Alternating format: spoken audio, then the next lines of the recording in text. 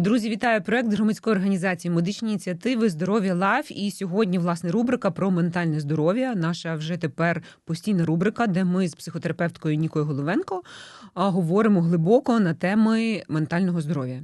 Сьогодні в нас тема про вигорання. Ніка, 4-й рік повномасштабного вторгнення. Ми вигоріли всі? Насправді це не зовсім так. Коли ми починаємо говорити всі жінки 30+, всі чоловіки, всі українці на 4-й рік, то тут з'являється велика небезпека не зауважити проблему. Тому що хтось слухає такі, вигорання, що? Всіх, в мене теж всі. А що там в кого, депресія чи що? Це норма всіх. І таким чином людина, коли вона починає така, всіх, і починає ігнорувати дійсно власну проблему, якщо вона є. Тому з проблемою вигорання, як і з будь-якою іншою проблемою, пов'язаною зі здоров'ям чи з психікою, треба бути такі індивідуально приціленим. Тобто це все узагальнення. Всім погано і мені, або, Боже, там мені погано, але там ще комусь гірше. Це все призводить до ще якихось глибших і більших проблем.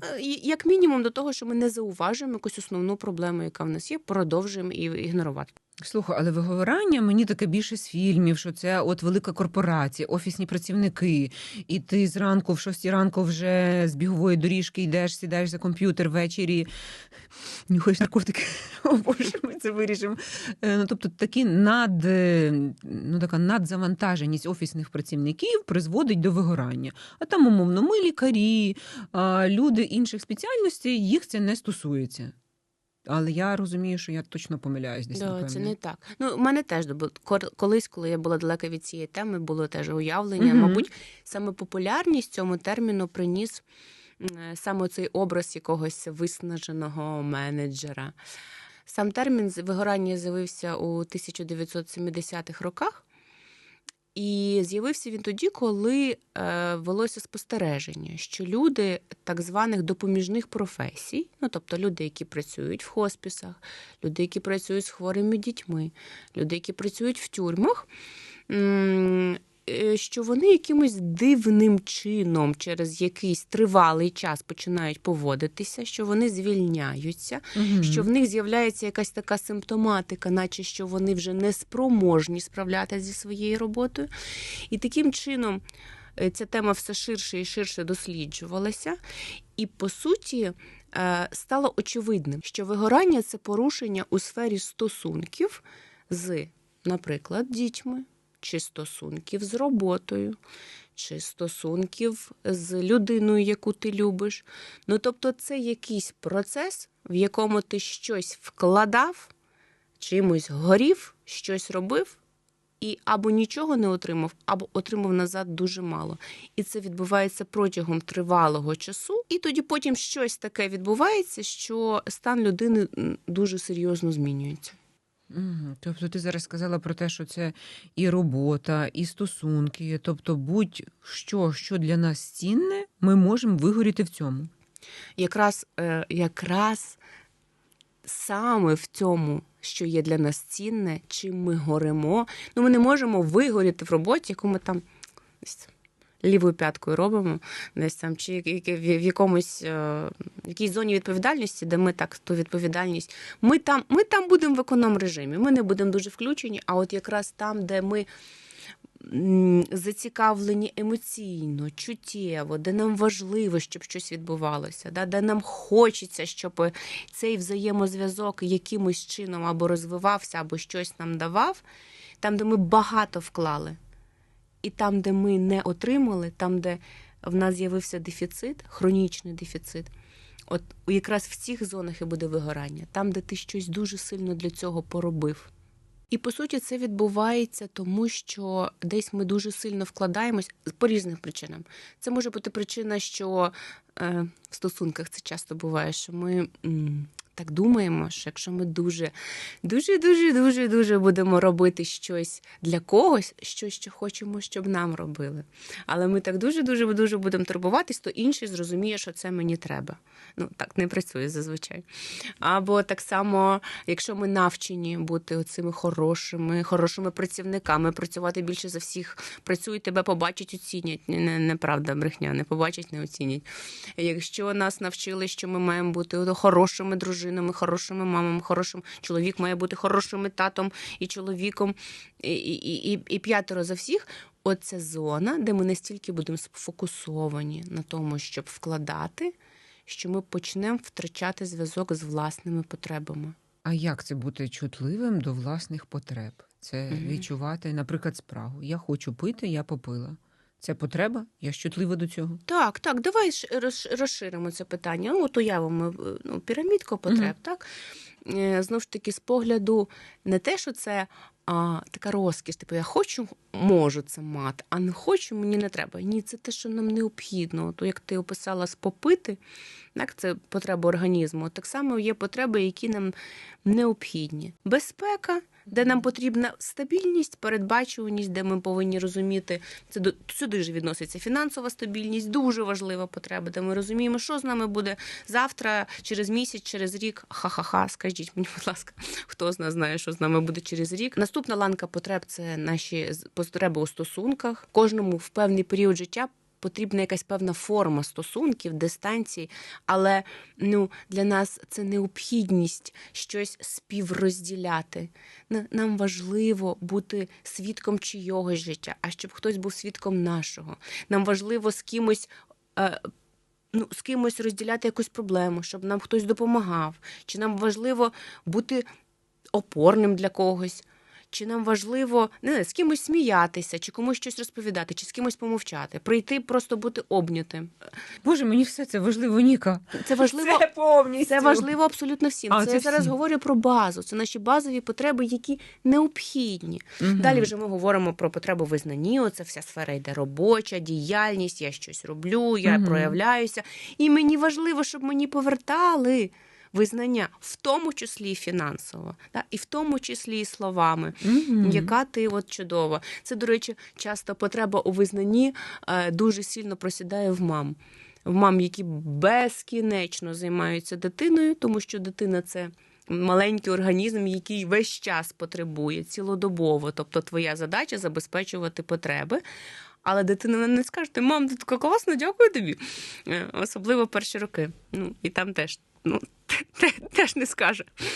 Але ми ж не для того заводимо дітей. Суть в тому, що там, де ти віддаєш, і ти не повертаєш, то якщо ми говоримо про материнство, то якраз чоловік чи партнер – це та людина, яка має сказати, яка ти класна, як ти справляєшся, дивись, як в тебе виходить.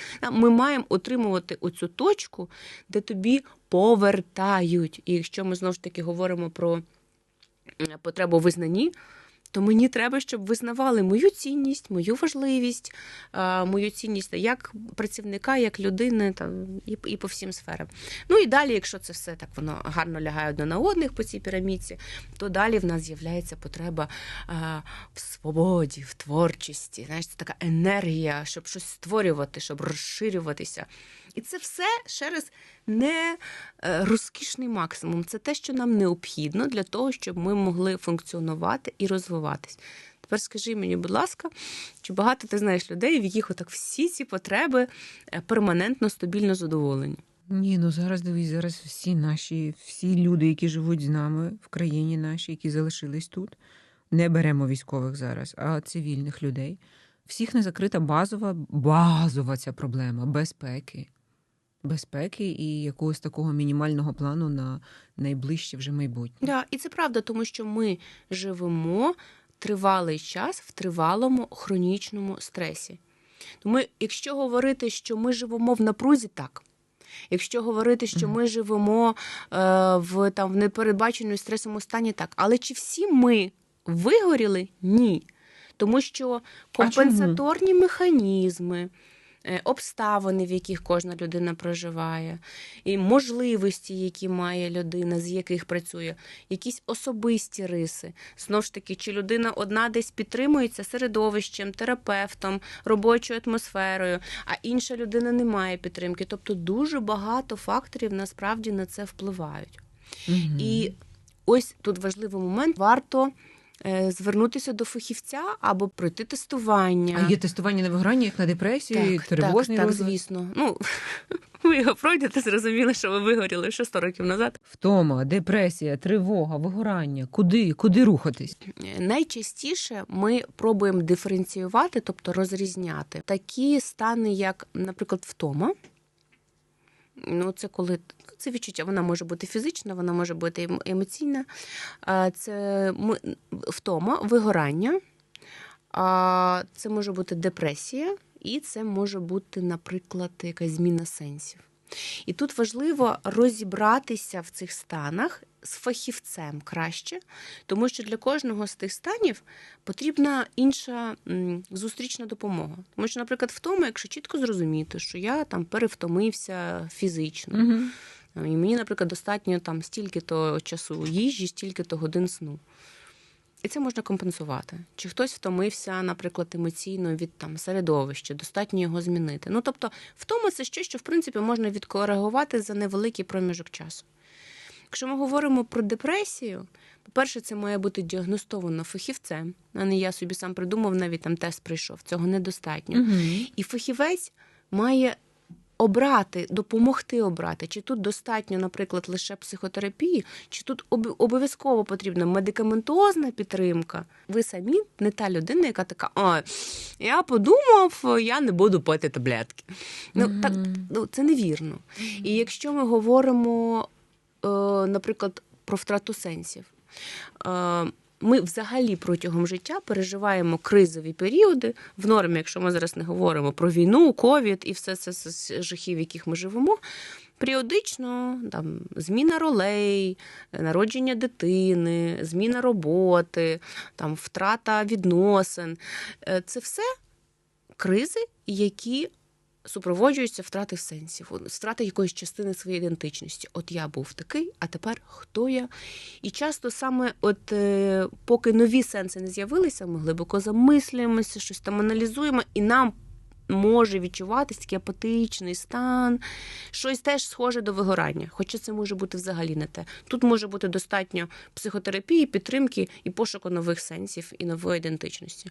Ну, тобто всі ці стани важливо розрізняти і ставитися до них так з цікавістю і увагою, а не просто, все понятно, коротше, всім зараз погано, і мені зараз погано, щось я не дуже продуктивний. Оце теж зараз найпопулярнішим, з того в полі того, що я зустрічаю, це люди, які приходять і кажуть до мене, як до терапевта, та навіть знайомі мені кажуть, боже, я не знаю, я щось взагалі нічого не встигаю, такий якийсь я виснажений, непродуктивний, нічого. Враховуючи, скільки в нас додалося пунктів до того, щоб просто отримати задоволення від тої самої їжі при світлі. У мене вже тепла ванна, це така розкіш якась там. Я вже там десь, якщо там по прогнозам світло буде, то я прям готуюся, тому що це щось стало рідкісне. Але нам здається, що це все звичне вже, ми адаптовані, і я недостатньо продуктивний. От колись я команді приносив такий дохід, от колись я міг бути тим, от колись я там мама могла з якимось там справлятися дітьми, гуртками, а зараз я щось якось, боже, погана мама, гаджети пороздавала дітям і сижу. Тому що справді зараз більшість з нас працює в режимі виживання, в режимі економії внутрішньої електроенергії. І таким чином оця знецінення стану – це теж один з таких плюсиків в сторону вигорання, що може призвести до цього. А як відслідкувати оці перші симптоми, перші дзвіночки? Ти мене сьогодні запитувала, а в тебе було вигорання? І я знаю, що точно в мене було не один раз, і, на жаль, я продовжую це допускати, катастрофічна втома. Тобто я не зупиняюсь ніколи в мене там заряд на 50%, я не зупиняюсь ніколи на 10%, ніколи на 0. Аж вже коли я йду в мінус, я зупиняюсь вимушено. Я втомлена, але треба ще це зробити, ще це зробити, ще це зробити. Працюєш, робиш. А потім, воно ж завжди співпадає, що ти розумієш, що тебе нарешті появляється завтра вихідний. І ти вже все. Ти приходиш додому ввечері, мозок вже розуміє, завтра немає такого графіку погодинного, куди бігти, куди біжать. І сили немає. Ти вже просто, в тебе є одне бажання – це спати. Угу. І я можу спати дуже багато. І як наркотичний такий сон. Угу. Тобто ти не маєш енергії, правильно я тебе чую, провести його якось, ну, з якоюсь ідеєю, тому що повністю потрібно сили на відновлення оцей так. день. Так, і те, що ти описуєш, дуже схоже на такий перший етап вигорання. Ну, він так і називається емоційне виснаження. Тобто це вже може бути вигорання? Ну, тобто це, по суті, хронічна втома. От те, що ти описуєш, це тривала хронічна втома, коли в тебе вже у вільний час немає сил ні на що, крім того, щоб фізично відновитися, як ти описуєш, лягти і спати весь день. От вже я недоотримую. Тобто вже не чекати, поки ми попливемо далі, а вже стоп, от вже на цьому етапі я отримую недостатньо, в мене вже є дефіцит.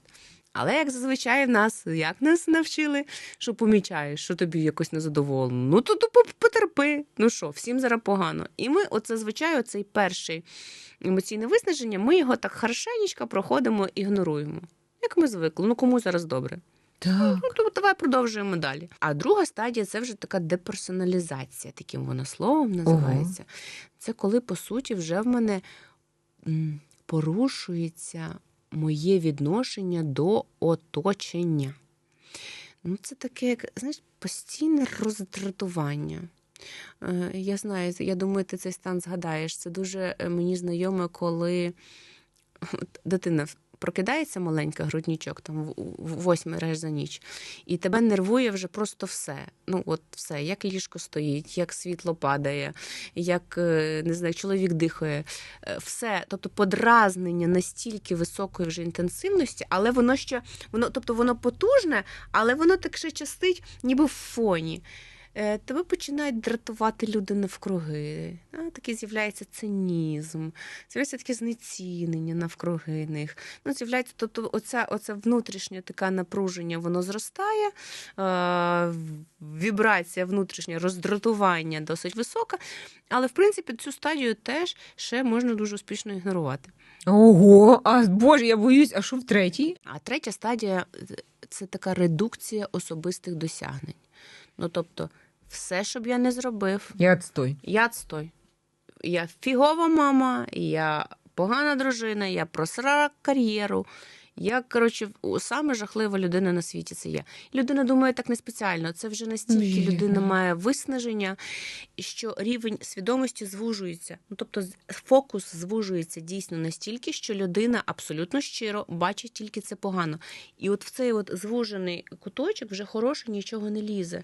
Навіть якщо ти будь казати, дивись, ти хороша мама, людина вже не може цього сприйняти. Mm-hmm. Людина вже настільки змінена оця її свідомість, що їй все видається, все, що стосується її, звісно, поганим.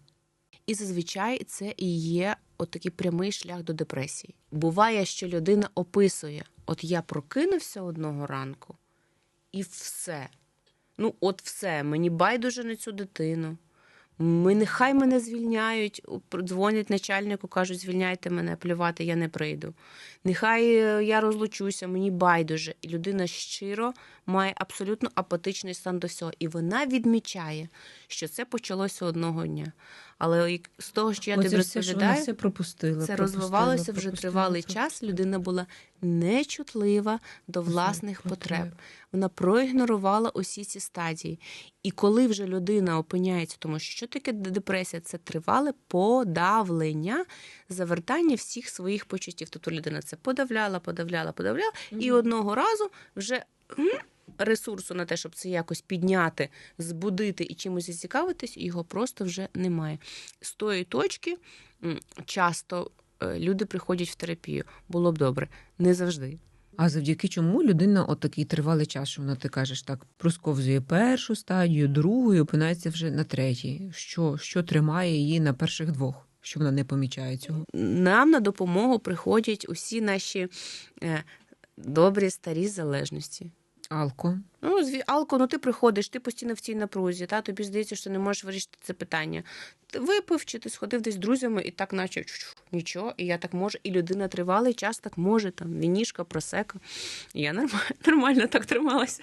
Так. Деякими періодами. Абсолютно настрій ніби змінився, стан наче покращився і нічого. Чи так само людина може почати захоплюватися трудоголізм?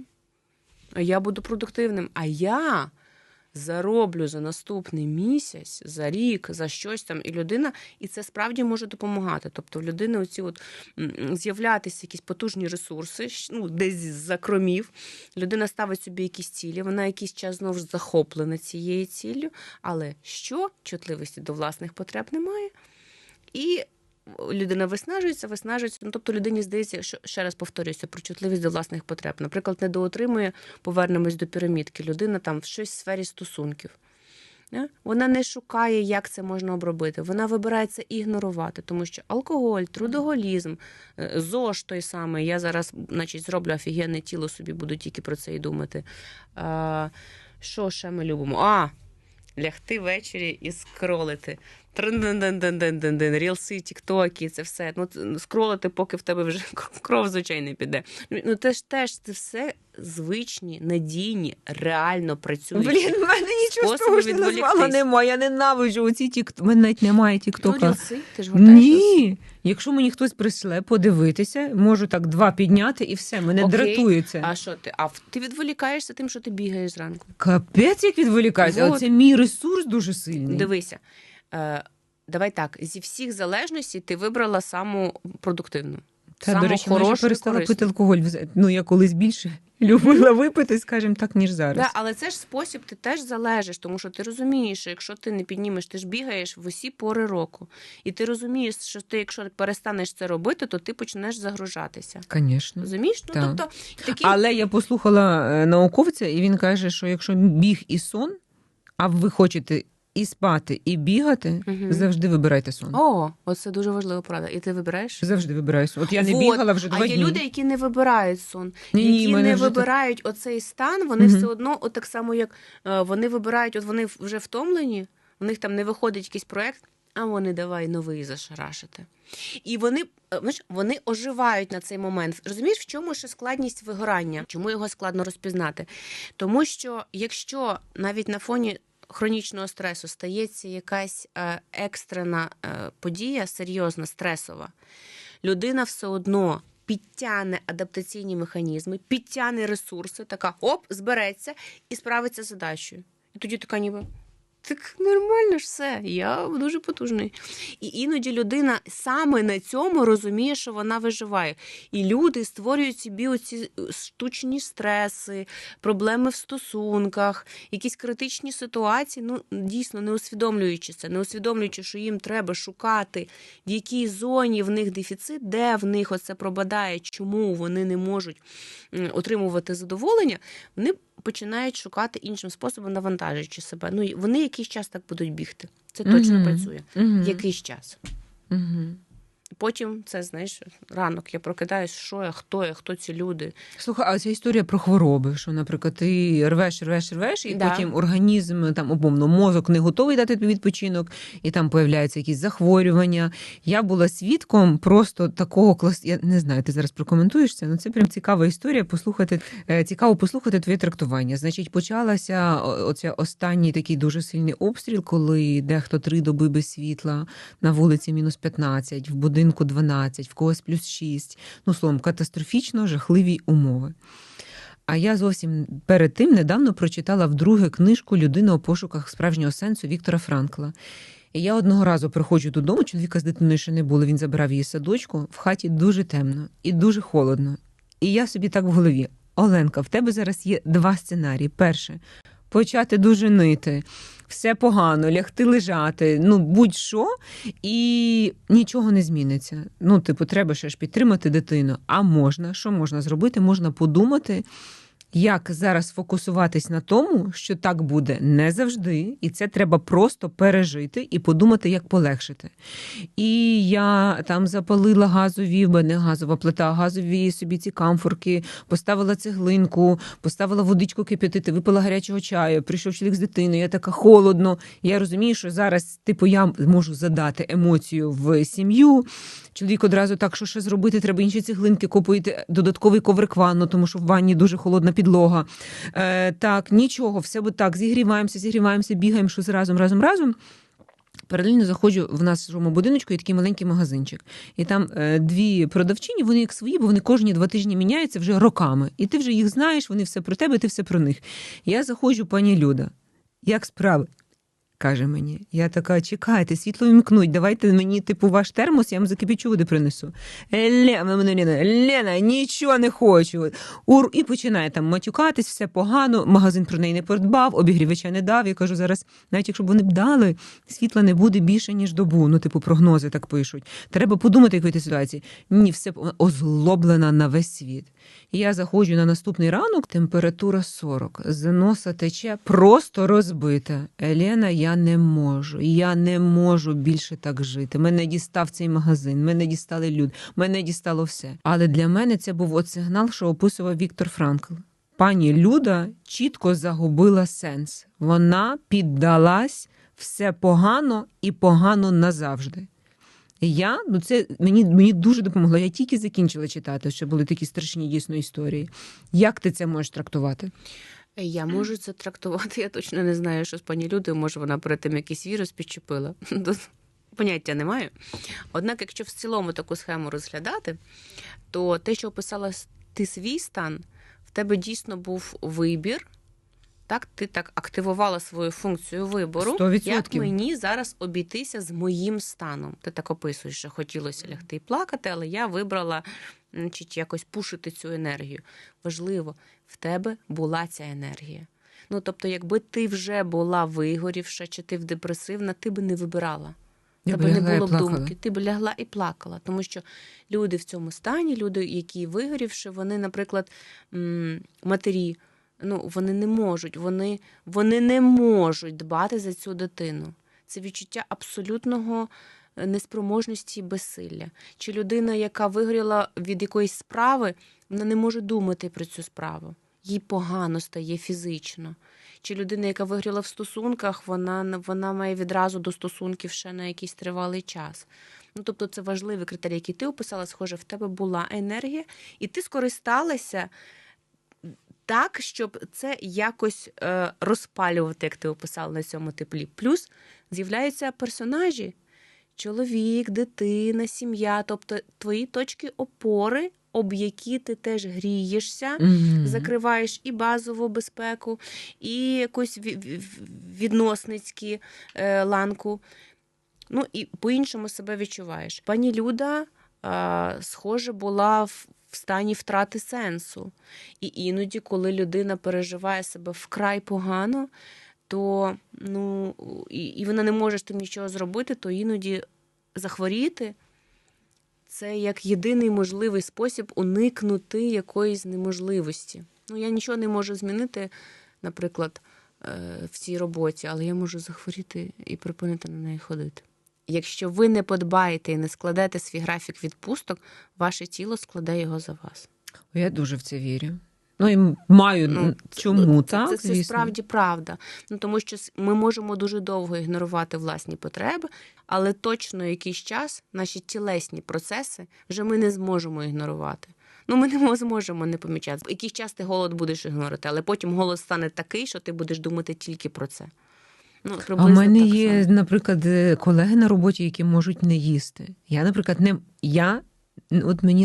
якщо попасти в концтабір, то для мене буде найбільша проблема то їжа. Бо я не витримую голоду. Бо ти чутлива до власного організму. Це про що сьогодні ми говоримо. Що в нас відсутня оця чутливість в різних сферах. Ми не зауважуємо, як ми голодні. Часто з клієнтами, з пацієнтами, які в депресії, робота з вигорання починається не з того, а що б ти хотів, який черговий проект. Починається з абсолютно, для когось, здавалося, банальних речей. Що ти хочеш? Що ти хочеш, наприклад, їсти? Ні, не те, що тобі дають, а що б ти хотів? В людини буває ступор на запитання, що я хочу. Ми звикли жити в цьому темпі, що ми не дуже встигаємо зупинитися. Такі, а що я хотів би дійсно? Не що я можу, який я зараз маю вибір, і що я зараз встигну за оці 15 хвилин в доступі. А чого б я хотів? Ми роками звикли ігнорувати сферу власних потреб. Вона просто пролітає. Особливо ще в наш час, коли паралельно ще й інстаграми різні, цей весь простір, де тобі показують, що є якісь дуже успішні люди. А ти якесь гівно недостатнє, і все, що ти не робиш, це все одно не тебе, он подивися. Ти тут вигораєш, а он є українці, дивись, бізнес свій ведуть, десь дітей народжують, і все в них нормально. І ти знову такий... І ще далі від контакту з власними потребами. А якщо повернутися таки до пірамідки нашої потреб, і яким чином можна задовільняти ці потреби так, щоб не відбулось вигорання? Те, що ми вже казали, що бути чутливим, шукати, вчитися способом, як де мені не вистачає, де мені підтягнути якусь певну взаємодію, а що мені робити, де мені варто зупинятися, де мені важливо, можливо, більше брати, де мені не віддавати, де мені говорити з людиною про те, що я хочу отримати. Велика помилка, яку часто допускають люди, це наділяють щось одне, людину, чи, наприклад, роботу, чи якийсь свій творчий процес, не діляють ось тим, ти мені даєш все, ти задовільняєш всі мої потреби, ти задовільняєш безпеку, ти мені даєш фінансову безпеку, стосунки, Боже, я такий з тобою творчий. Коли ми наділяємо щось одне, ніби це є наш ресурс, який має заповнити все. І це неправда. Як кажуть, ніколи не клади всі яйця в один кошик. Коли ми маємо різні сфери, де ми можемо здобувати ці потреби. Якщо в мене зараз складність в стосунках, я можу реалізувати процес якийсь свій стосуночний з близькою мені іншою людиною, подругою. Так, це буде дещо інше, але однак я можу там отримувати якийсь час те, що я недоотримую тут. Чи з психотерапевтом ми можемо нашу базу в стосунках, так, ми отримуємо за гроші, визнання, повагу, підтримку. Саме тому психотерапевт теж відноситься до найбільш вигораючих професій, тому що людина нам дає, а ми за це повертаємо тільки гроші. Все, ми нічого не винні. Якщо раптом, не дай Бог, терапевт від тебе буде хотіти ще щось, типу там визнання, давай зроби мені зміни. Ти ж прийшла з проблемами в стосунках, покажи результат, розведись через рік. Тобто все це, якщо терапевт щось від тебе хоче, типу свій результат, то це вже дуже поганий результат. Це вже дуже поганий дзвіночок. Терапевт від тебе має хотіти того, що хочеш ти. І більше способів задовільнити ці потреби, тим самим ми не рухнемо, коли в нас рухне робота, наприклад. Так, в нас може рухнути з цим безпека, так, якісь сенси, так, якийсь час ми будемо почуватися нестабільними. Але ми не підемо в прірву. У нас не пропаде весь світ. Тут дуже важливо, і, в принципі, багато така функціонально розвинута особистість, вона особливо тим, що вона може здобувати свій ряд потреб з різних джерел. І це саме те, чому ми маємо навчатися. Часто помилка є, що людина приходить в психотерапію і будує ці унікальні стосунки з психотерапевтом. І проєктує, що саме через це вона буде закривати все. Так, якийсь час, якісь дефіцити будуть закриті, але далі задача йти і будувати ці місточки з реальним світом, де я зможу з іншими людьми реалізовувати свій потенціал таким чином. А від того, що ми просто вибираємо не робити нічого, нічого не змінюється. Оце пірамідка, ряд потреб, він не заповниться сам. Складність в тому, що якщо я просто такий все, я більше не буду вигорати, я більше не буду займатися. Якщо ми не навчимося робити так, де цей дефіцит, де оця моя чутливість, де я пропускаю раз за разом, що я недоотримую регулярно, хронічно, систематично, ніхто не прийде і не заповнює цю мою пірамідку. І я буду раз за разом попадати в цю зону такої червоної лінії або оранжевої. Я хотіла ще сказати, що я читала на цьому місяці книжку «7 звичок щасливих дітей». Угу. І одна звичка була, ну там в казкових персонажах обігрюються різні ситуації, 7 ситуацій, 7 оцих таких базових потреб. І одна з них, що ти сам несеш відповідальність за своє життя. Угу. І це дійсно, ну це от нас не вчили, але от зараз ми дітей це вчимо, і я думаю, що діти точно будуть інші. Знаєш, що я спостерігаю, що нас часто вчили, що ми, діти, несемо відповідальність за стан дорослих. І це призводить до того, що ми зараз дорослі, які дорослі своїм дорослим, і причому не дуже дорослі для себе. А якщо ми запідозрили апатичний стан, чи, можливо, це оцей перший етап вигорання, як нам діяти? Не ігнорувати. От перше, що би я прям наголосила, не казати, що це просто я не поспав, що це просто я якийсь там у всіх так зараз. Бути, от якщо ви відчули щось, ну, таку якусь зацікавленість, щось зі мною не те, продовжуйте цікавитись собою, а що не те.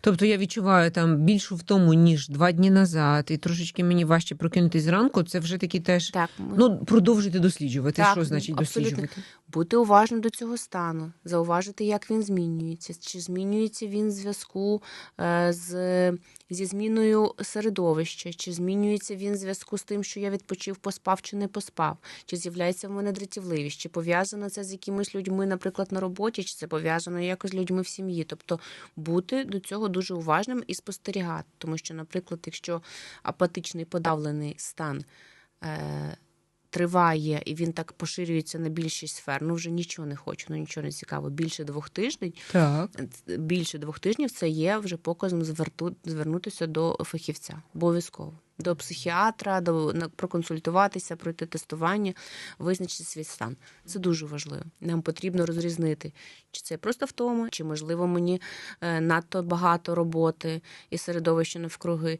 Ну, тобто зауважити, чи це є втома, чи це є, що я наближаюсь до вигорання, чи мені треба до психіатра, бо це схоже на депресію, чи, можливо, я втратив сенси, і мені треба здобути якісь нові, і для цього потрібен час. І тут дуже важливо дати собі цей час.